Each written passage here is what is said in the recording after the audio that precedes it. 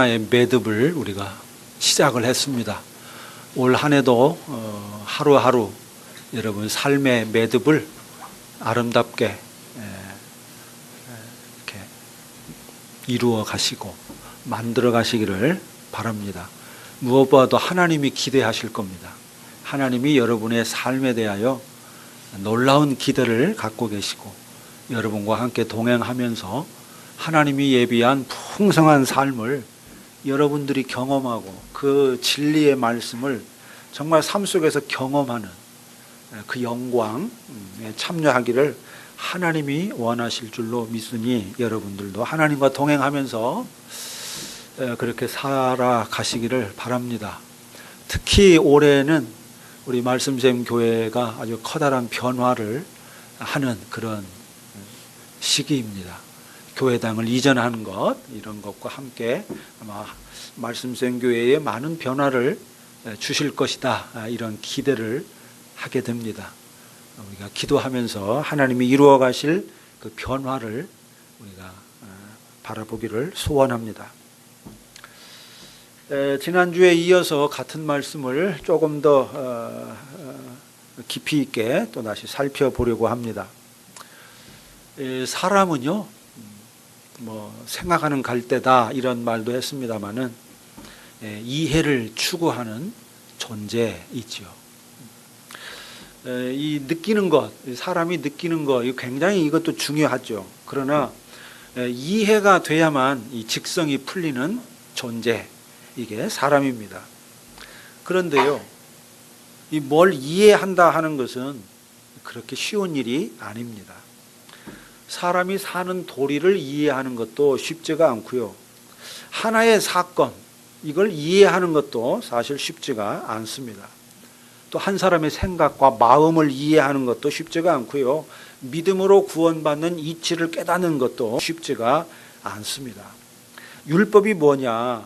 바울이 쓴 편지를 통해서 바울이 뭘 말하려고 하는 건가? 바울이 어떤 사람이냐? 이거를 이해하는 일 또한 결코 쉽지가 않습니다. 사실 설교자에게 가장 버겁고 힘겨운 일은 성경이 말하는 바가 뭐냐 하는 것을 제대로 읽어내고 전달하는 일입니다. 언뜻 보기에는 정말 설교자가 감당해야 되는 가장 중요한 책무도 바로 이건데요. 언뜻 보기에는 이 일이 아주 쉬운 것 같아 보입니다.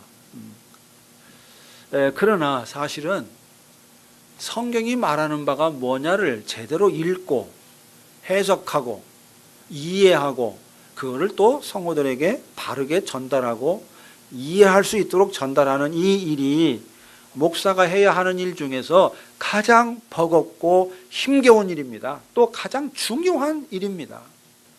사실 다른 일들은 상대적으로 쉬워요. 성도를 신방하는 일, 마음을 위로해 주는 일, 복을 빌어주는 일, 밥을 사는 일, 고민을 들어주는 일, 구제하는 일, 프로그램을 돌리는 거, 의미 있는 이벤트를 벌이는 거, 세상을 비판하는 거, 이런 것들은 상대적으로 쉬워요. 그런데 바울이 갈라디아서를 통해서 말하려고 하는 바가 뭐냐?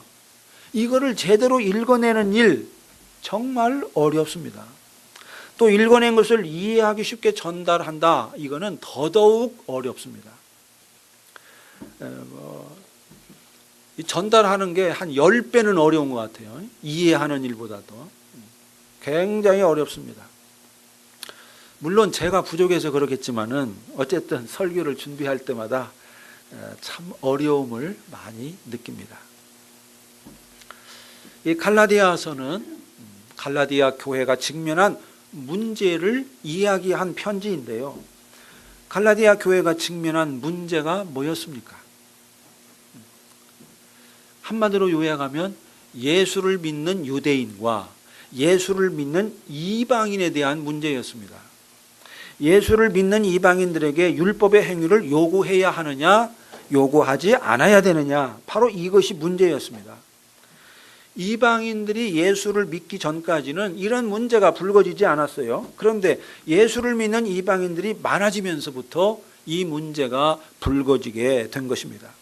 자, 예수를 믿는 이방인들이 많이 들어와 교회 안으로, 바울을 통해서 특히.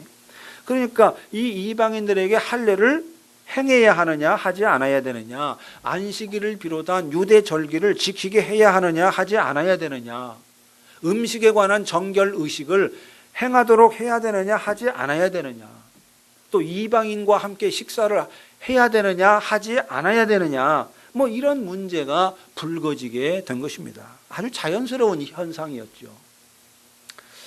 자, 이 문제는 어떻게 보면 형식의 문제라고 할 수 있습니다.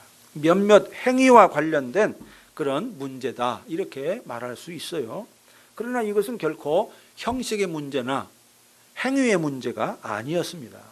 겉으로 보면은 뭐 형식에 관한 문제인 것 같아 보이지만은 이 문제가 불거지게 된 배경을 추적해 보면 이 문제 속에는 형식 이상의 문제가 숨어 있다 하는 것을 알 수 있습니다. 그게 뭡니까? 지난 주일날 말씀드렸습니다. 바로 그게 율법의 문제였습니다. 율법을 어떻게 이해할 거냐, 율법에 대한 이해가 서로 달랐기 때문에 모든 문제가 거기서 비롯됐다 하는 것입니다. 사실 인간의 문제는 대부분이 이 이해의 문제와 연결되어 있습니다. 오늘날에는 뭐 내게 이익이냐 손해냐, 이 돈 문제, 거의 모든 문제가 이 돈에서 나오는데요. 물론 그렇기도 합니다만은 좀 더 크게 보면 어떻게 이해하느냐, 이것 때문에 사람들이 더 많이 갈등하고 더 치열하게 싸웁니다. 갈라디아 교회의 문제도 예외가 아니었습니다. 겉으로 볼 때는 할례 문제라든지 정결 의식 문제 때문에 갈등하고 싸우는 것 같지만은 사실은 율법에 대한 이해가 서로 달라서, 바울이 이해하는 율법과 유대주의자들이 율법을 이해하는 것이 서로 달라가지고 빚어진 갈등이었고 혼란이었습니다. 바울은 이 사실을 꿰뚫어 봤습니다. 왜냐? 바울은 어느 누구보다도, 유대인 중에 어느 누구보다도 율법에 대하여 열심이었던 사람이고 율법의 의로는 흠이 없던 그런 사람이었기 때문입니다. 바울은 자기의 복음을 비난하는 유대주의자들보다도 훨씬 더 율법에 엄격한 그런 바리새파였습니다. 하나님을 사랑하는 일에 있어서도 저들보다 더 뜨거운 사람이었습니다. 정말 진정성에 있어서 어느 누구에게도 뒤지지 않는 그런 신앙의 진정성이 가득했던 사람입니다. 그런데 그랬던 그가 예수님을 알고 나서 어떻게 됐습니까? 그전처럼 율법의 의로는 흠이 없다, 여러분 그렇게 이야기했습니까? 전혀 아니죠. 정반대입니다. 나는 죄인 중에 괴수다, 나는 죄인 중에 괴수다, 이렇게 말했습니다. 예수님을 알기 전까지는 율법의 의로는 흠이 없다고 자부심을 가졌었는데 예수님을 알고 난 후에는 정반대로 나는 죄인 중에 괴수입니다, 이렇게 고백했어요. 내가 마음으로는 의를 행하고 싶은데 실제로는 원하는 바 의를 행하지 못하고 원하지 아니하는 바 악을 행합니다, 이렇게 고백했습니다.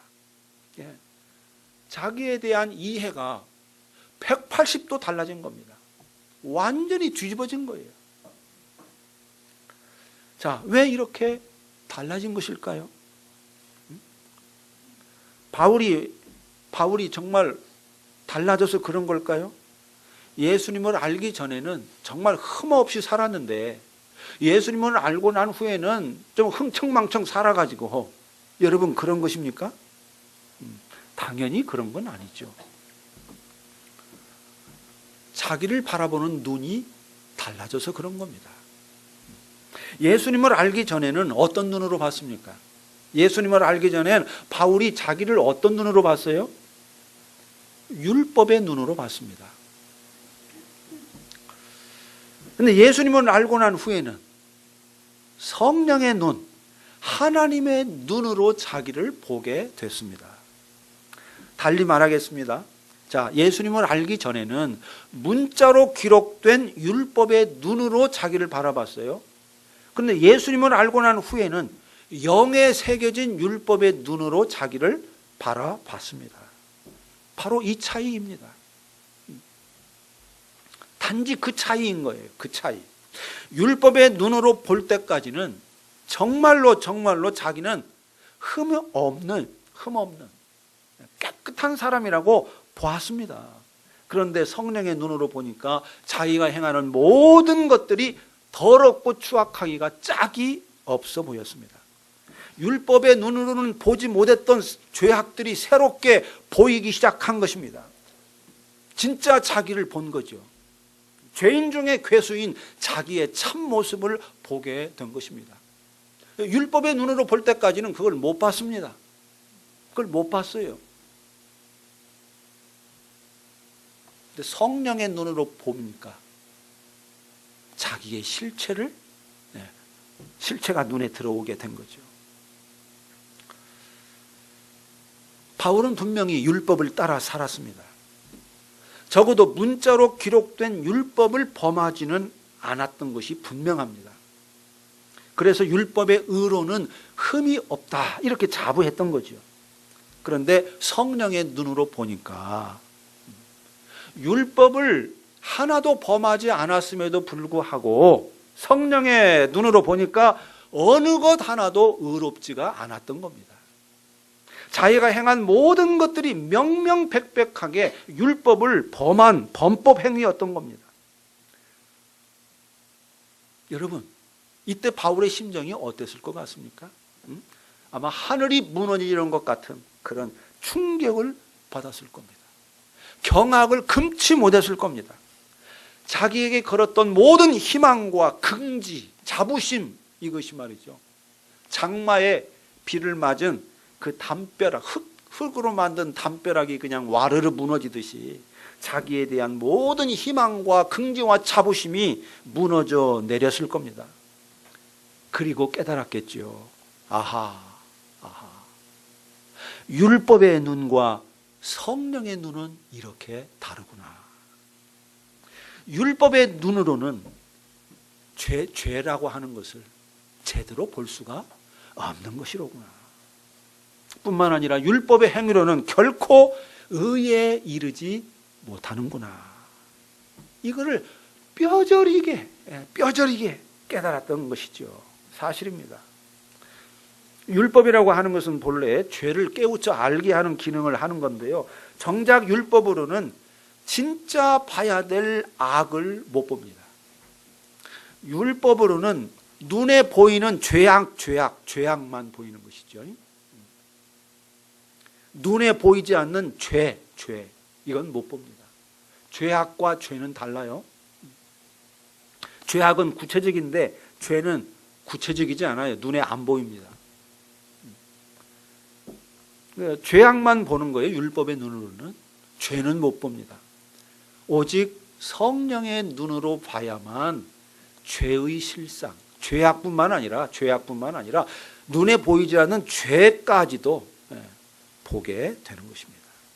바울이 그랬습니다. 바울은 어려서부터 율법을 알았습니다. 그러나 죄를 보지는 못했습니다. 자기를 보지는 못했습니다. 그러다가 예수님을 통해 비로소 죄를 봤습니다. 예수님을 통해 비로소 자기를 봤습니다. 그리고 예수님을 통해 죄를 보고 자기를 보고 나니까 비로소 율법의 한계가 보이게 된 거죠. 율법이 선한 것임에도 불구하고 율법에는 한계가 있구나 하는 진실, 하나님의 뜻을 축소하고 왜곡하는 어마어마한 위험성이 내재되어 있다고 하는 이 진실이 보였습니다. 율법의 행위로는 의롭다함을 얻을 육체가 없다는 진실이 보였습니다. 율법이 있는 유대인이나 율법이 없는 이방인이나 하나님 앞에는 하등의 차이가 없다 하는 이 엄정한 진실이 보였습니다. 그리고 이런 진실의 눈이 열리자 비로소 하나님이 왜 예수님을 이 땅에 보내셨는지, 왜 예수님을 십자가에 죽게 하시고 부활하게 하셨는지, 그리고 왜 성령을 보내셨는지, 왜 예수님을 믿음으로써 의롭다함을 얻게 하셨는가, 이 구원의 도리가 새롭게 절절하게 이해가 됐습니다. 율법의 행위로는 의롭다함을 얻을 육체가 없기 때문에 이런 방식으로 받기는 달리 구원할 길이 없다는 사실이 정말 가슴 절절하게 이해가 됐습니다. 그래서 예수님을 만나자마자 곧바로 예수의 복음을 전파하기 시작한 겁니다. 예수의 복음을 부정하고 핍박하던 길에서 예수의 복음을 자랑하고 증거하는 길로 180도 방향 전환을 한 겁니다. 그리고 바울은 이 사실을 아주 담대하게 선포했습니다. 율법의 행위로는 의롭다함을 얻을 육체가 없습니다. 오직 예수 그리스도를 믿음으로만 의롭다함을 얻습니다. 이 고백과 이 복음을 전파하게 된 겁니다. 여러분, 바울이 앞에서 1장에서도 계속 강조했지만 이거를 사람에게 듣고 배워가지고 이런 이야기를, 이런 고백과 이런 증언을 하는 게 아닙니다. 부활하신 예수 그리스도를 통해서, 성령을 통해서 내적인 변화의 과정을 겪은 거예요. 바울 자신이 내적인 변화가 일어난 겁니다, 속에서. 그래가지고 이런 고백이 터져 나온 것입니다. 그런데 유대주의자들은, 바울을 비난하는 유대주의자들은 예수를 믿으면서도 이런 진실을 보지 못한 것이 분명한 듯 보입니다. 저들이 바울의 복음을 비난한 것을 보면은 바울이 예수님을 통해 보았던 그 엄청난 진실들을 보지 못한 것이 분명해 보입니다. 바울이 보기에도 저들은 그리스도 안에서 의롭게 되려 하는 자들로 보였습니다. 자, 2장 17절에서 바울이 이렇게 가정해서 말합니다. 만일 우리가 그리스도 안에서 의롭게 되려 하다가 죄인으로 드러나면 그리스도께서 죄를 짓게 하는 자냐? 결코 그럴 수 없느니라. 자, 여기서 우리가 그리스도 안에서 의롭게 되려 하다가 이렇게 말했습니다. 바로 이게 누구를 가리키는 거냐? 유대주의자들을 가리키는 겁니다. 유대주의자들의 정체가 정체가 뭐냐? 그들은 예수를 믿어요. 그리스도 안에 있습니다. 그런데 어때요? 그리스도 안에서 여전히 의롭게 되려고 하는 자들이에요. 의롭게 되려고 하는 자들. 이게 유대주의자들의 정체인데, 자, 여기서 그리스도 안에서 의롭게 되려 한다. 자, 이게 뭘 뜻하는 말일까요? 예수를 그리스도로 믿으면서도 마음으로는 여전히 어떻게 해요? 자기가 뭔가 해서 의롭게 되려고 하는 거예요. 의롭게 되려고. 예수를 그리스도로 믿으면서도 여전히 자기가 의롭게 되려고 뭔가를 하는 그런 의도를 갖고 있다, 그 말입니다. 달리 말하면 자기 안에 의롭게 되려고 하는 욕망, 율법을 행함으로써 자기 의를 증명하고자 하는 그런 욕망, 열망이 펄펄 살아있다는 말입니다. 예수를 그리스도로 믿으면서도 여전히 율법의 체제 아래 살고 있다는 말이에요. 그리고 예수를 그리스도로 믿으면서도 자기 의를 증명하고자 하는 열망이 살아있다는 것은 결국 무슨 말입니까, 여러분? 내가 살아있다, 그런 말입니다. 내가 살아있다. 자, 그렇다면 저들은 왜 그리스도를 믿으면서도 그리스도 안에서 의롭게 되려 한 것일까요? 왜 그리스도를 믿으면서도 율법의 체제 아래에서 살기를 고집한 것일까요? 바울의 복음을 들은 갈라디아 교회 성도들 또한 왜 그렇게도 빨리 유대주의자들의 말에 훅 넘어간 것일까요? 바울에게 진짜 복음을 들었으면서도 유대주의자들의 말에 훅 넘어간 겁니다. 왜 그랬을까요? 저는 크게 두 가지 이유를 찾을 수 있다고 생각합니다. 첫째는 인간 속에 자기 의에 대한 욕망이 꿈틀거리고 있기 때문입니다. 인간 속에는 수많은 욕망이 들끓고 있습니다. 성공에 대한 욕망, 부에 대한 욕망, 행복에 대한 욕망, 자유를 마음껏 향유하고픈 욕망, 내적인 공허함을 채우고자 하는 욕망, 사랑에 대한 욕망, 생존하고자 하는 욕망, 유명해지고자 하는 욕망, 지배하고자 하는 욕망, 이기고자 하는 욕망 등등 수많은 욕망이 우리 안에 꿈틀거리고 있습니다. 그 욕망이 우리를 살게 만드는 아주 중요한 에너지이기도 합니다. 그런데 이 수많은 욕망 중에서도 가장 강렬하고 근원적인 욕망이 뭐냐? 바로 그것이 자기 의에 대한 욕망입니다. 자기 의에 대한 욕망. 자기를 증명하고자 하는 이 욕망, 이 욕망이야말로 가장 강렬하고 근원적인 인간의 욕망입니다. 최근에 안철수 씨가 인터뷰하면서 인생을 살아가면서 자기가 가장 중요하게 생각하는 것은 흔적을 남기는 것이다, 이렇게 말했습니다. 자기가 살고 간 흔적을 남기는 것, 이게 자기가 인생을 살아가면서 중요하게 생각하는 거라고 이야기했는데요. 여러분, 흔적을 남긴다는 것이 뭡니까? 한마디로 자기 존재를 증명하고 싶다, 그 말입니다. 나를 증명하고 싶다는 거예요. 나를 증명하고 싶다. 그렇습니다.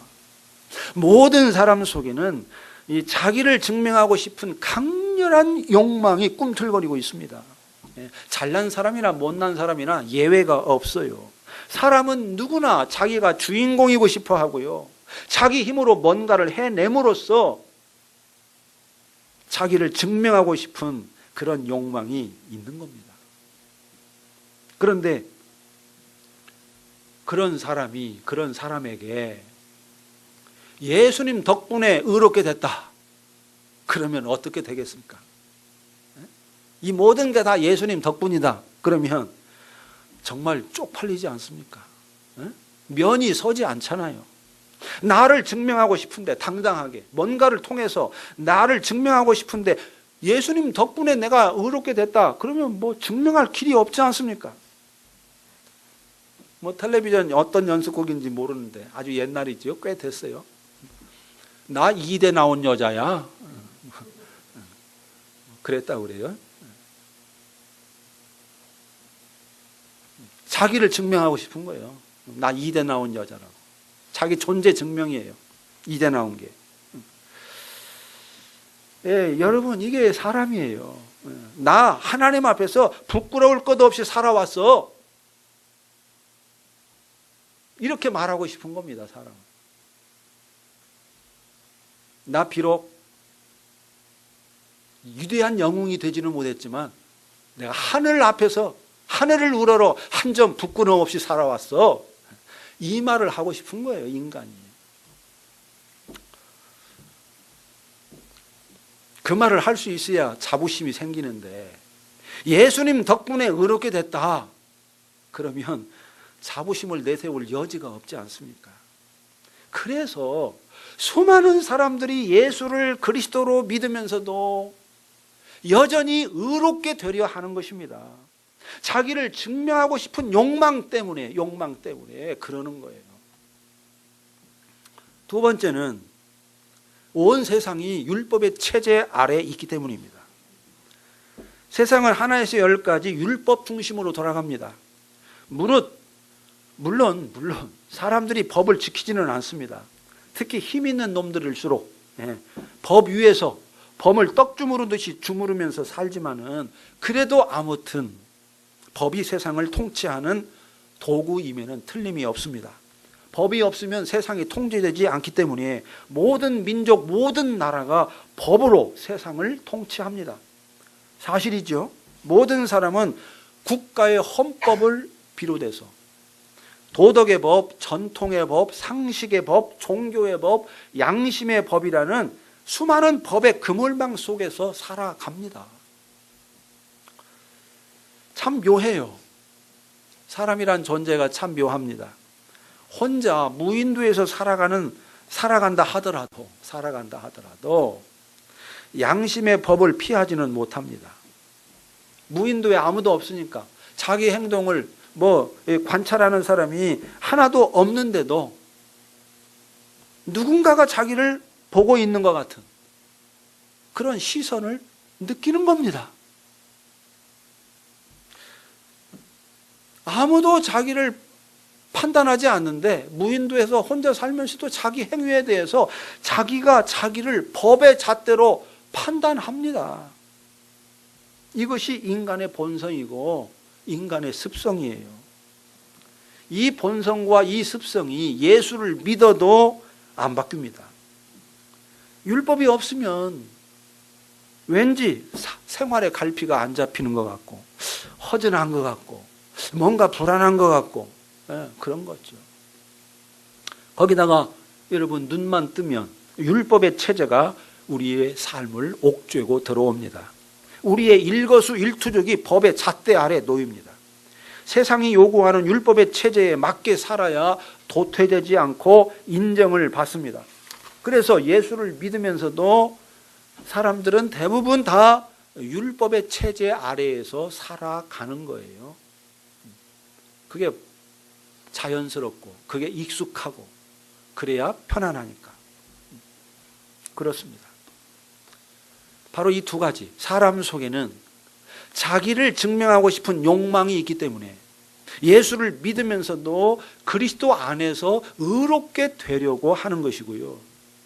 또 온 세상이 율법의 체제 아래 작동하고 있기 때문에 예수를 믿으면서도 율법의 체제 아래에서 살아가려고 하는 것입니다.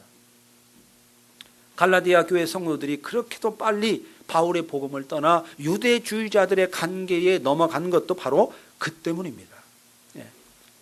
결국 이 모든 근원을, 근본적인 원인을 따져보면 내가 죽지 않아서 그런 거다. 이렇게 말할 수 있습니다.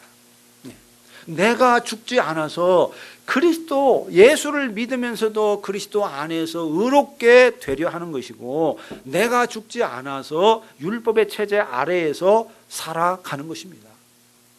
바울도 이 사실을 꿰뚫어 봤습니다. 그래서 말했습니다. 나는 율법에 대하여 죽었노라. 나는 율법에 대하여 죽었다. 19절에 그렇게 말하고 20절에서 아주 유명한 고백을 했죠. 내가 그리스도와 함께 십자가에 못 박혔다. 내가 죽었다는 겁니다. 예수와 함께 죽었다는 거예요. 율법에 대하여 죽었다. 예수와 함께 십자가에 못 박혔다. 이 두 말은 같은 말입니다. 율법에 대하여 죽었다는 말은 내가 죽었다는 말이고요. 내가 죽었다는 이 말은 자기 의에 대한 욕망에 대하여 또 나를 증명하고자 하는 욕망에 대하여 죽었다. 그 말입니다. 결국 죽음이 핵심이죠. 죽음이 핵심입니다. 예수를 믿는다는 것은 뭐냐? 내가 죽는 것이다. 내가 죽는 것. 적잖은 그리스도인들이 예수 믿는 것을 그저 신앙 하나 갖는 것쯤으로 생각합니다. 예수가 구원을 준다고 하니까 구원받기 위해서 예수에게 줄 서는 것쯤으로 생각을 합니다. 그런데요, 예수를 믿는 것은 그런 것이 아닙니다. 예수를 믿는 것은 예수와 함께 내가 죽는 거예요. 예수와 함께 십자가에 못 박힘으로써 내가 죽는 것, 이것이 예수를 믿는 것입니다. 세례가 가르치는 것이 바로 이것입니다. 우리가 예수를 믿으면 예수의 이름으로 세례를 받습니다. 물속에 들어갔다가 다시 나옵니다. 이게 뭘 상징합니까? 뭘 표상해요? 예수와 함께 물속으로 들어간 거는 예수와 함께 나는 죽었다. 다시 건짐을 받은 거는 죽었다가 다시 부활의 생명으로 일어났다. 그거를 표상하는 것이죠. 결국 죽는 것이 핵심입니다. 예수와 함께 죽는 것이 예수를 믿는 것이고 예수와 함께 죽어야 예수와 함께 부활 생명으로 일어납니다. 자기 의에 대한 욕망, 자기를 증명하고자 하는 이 욕망에 대하여 죽어야 나로부터 해방될 수 있고 율법의 체제로부터 해방될 수가 있습니다. 새해 첫 주일에 이 죽는다는 이야기를 하니까 좀 그렇긴 합니다만은 사실은 이 죽는다는 것이 너무너무 복된 소식입니다. 우리가 올 한 해를 풍성하게 살려면 여러분, 죽어야 됩니다. 죽어야 살고 죽으면 삽니다. 죽으면 죽을수록 풍성하고 자유롭게 살 힘이 생깁니다. 이거 역설이에요. 죽으면 죽을수록, 내가 죽으면 죽을수록, 자기 의에 대한 욕망이 죽으면 죽을수록 무엇에도, 이 세상에 그 무엇에도 걸리지 않는 자유의 삶, 기쁨의 삶, 하나님을 향한 삶을 살 수 있는 힘이 생깁니다. 그래서 바울은 날마다 죽었습니다. 예수와 함께 날마다 죽었습니다. 예수와 함께 죽었는데 예수와 함께 날마다 죽었어요. 자기에 대하여 죽고 율법에 대하여 죽었습니다. 자기 의에 대하여 죽었습니다. 한 걸음 더 나아가서 자기가 죽었다는 사실을 뼈저리게 인지하며 살았습니다. 그 결과 바울은 자기로부터 해방될 수가 있었습니다. 율법으로부터 해방될 수 있었습니다. 그래서 바울을, 세상의 그 무엇도 바울의 길을 가로막지 못했습니다. 바울이 복음 전하는 일을 가로막지 못했습니다. 바울이 주체적인, 예수 그리스도 안에서 주체적인 길을 걸어갈 때 그 어떤 것도 방해하지 못했습니다. 자유의 길을 걸어간 겁니다. 생명의 길을 걸어간 겁니다. 완전한 자유의 삶을 산 거죠. 그런데 유대주의자들은 예수와 함께 죽었다는 이 놀라운 사실을 깊이 인지하지 못했습니다. 마땅히 인지했어야 되는데 이거를 인지하지 못한 거예요. 그래서 예수를 믿으면서도 여전히 자기가 펄펄 살아 있었던 것입니다. 자기 의에 대한 욕망이 꿈틀거린 나머지 그리스도 안에서 의롭게 되려 했던 것입니다. 오늘날 대다수 그리스도인들도 비슷합니다. 예수를 믿으면서도 예수와 함께 자기가 죽었다는 사실을 뼈저리게 인지하지 않은 채 살아갑니다. 예수와 함께 죽었다는 이 사실을 간간히 설교를 통해서 듣기는 하지만은 돌아서서는 또다시 새까맣게 잊어버리고 삽니다. 아니, 좀 더 정직하게 말하면 새까맣게 잊고 사는 정도가 아니라 아예 죽는 것을 거부합니다. 죽는 것을 싫어하고 죽는 것을 원치 않고 거부해요. 예수를 통해서 영생을 얻고 싶고, 예수를 통해서 평안을 얻고 싶고, 예수를 통해서 복을 얻고 싶어 할 뿐이지 예수와 함께 죽고 싶어 하지는 않습니다. 그래서 다들 어떻게 삽니까? 자기 안에 갇혀 사는 겁니다. 자기 의에 대한 욕망, 성공에 대한 욕망, 부에 대한 욕망, 행복에 대한 욕망, 자유를 마음껏 향유하고픈 욕망, 내적인 공허함을 채우고자 하는 욕망, 사랑에 대한 욕망, 생존하고자 하는 욕망, 유명해지고자 하는 욕망, 지배하고자 하는 이런 욕망에 갇혀 사는 거예요. 율법에 갇혀 살고 세상의 종로로 타며 사는 겁니다. 예수와 함께 죽고 예수와 함께 죽었다는 이 사실을 뼈저리게 인지하면은 기쁨의 율법, 자유의 율법, 성령의 율법, 사랑의 율법을 따라 살 수가 있는데 그러지 않기 때문에 종교의 법, 도덕의 법, 전통의 법, 상식의 법, 국가의 법, 양심의 법에 갇혀서 사는 것입니다. 그리스도 안에서 의롭게 되려고 하는 이 욕망의 헛발질을 하며 사는 것입니다. 이미 그리스도를 통해 의롭게 됐는데 의롭게 되려 하지 않고 어떻게 해야 돼요?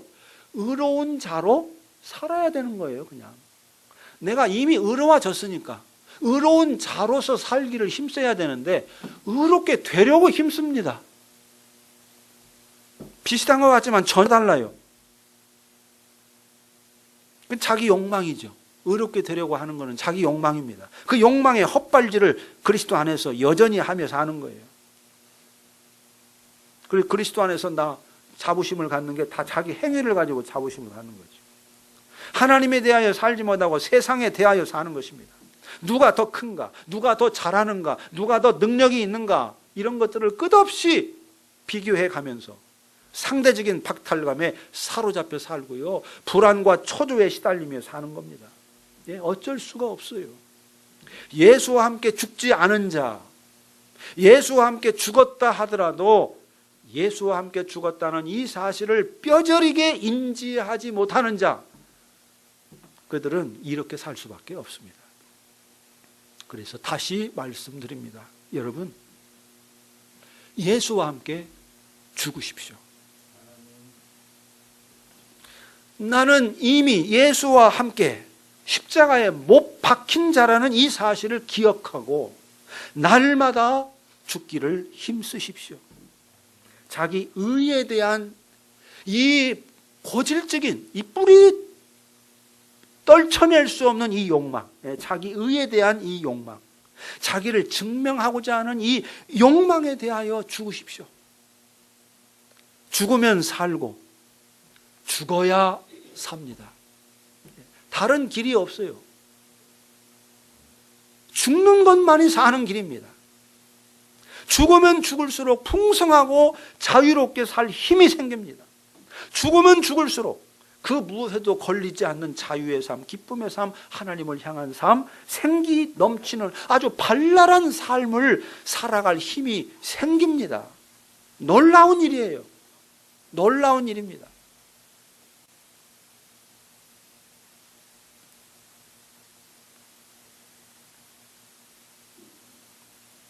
내가 죽으면 죽는 것만큼 기쁨의 율법, 자유의 율법, 성령의 율법, 사랑의 율법을 따라 살 능력을 얻습니다. 여러분, 진실로 이 역사를 믿으십니까? 믿으십니까? 예.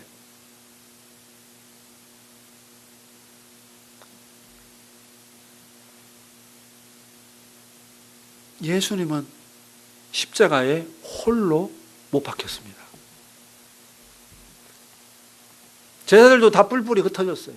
예수님 혼자 고독하게 십자가에서 못 박혔어요. 그런데 여러분, 예수님 홀로 십자가에 못 박힌 게 아닙니다. 예수님은 나와 함께 십자가에 못 박혔어요.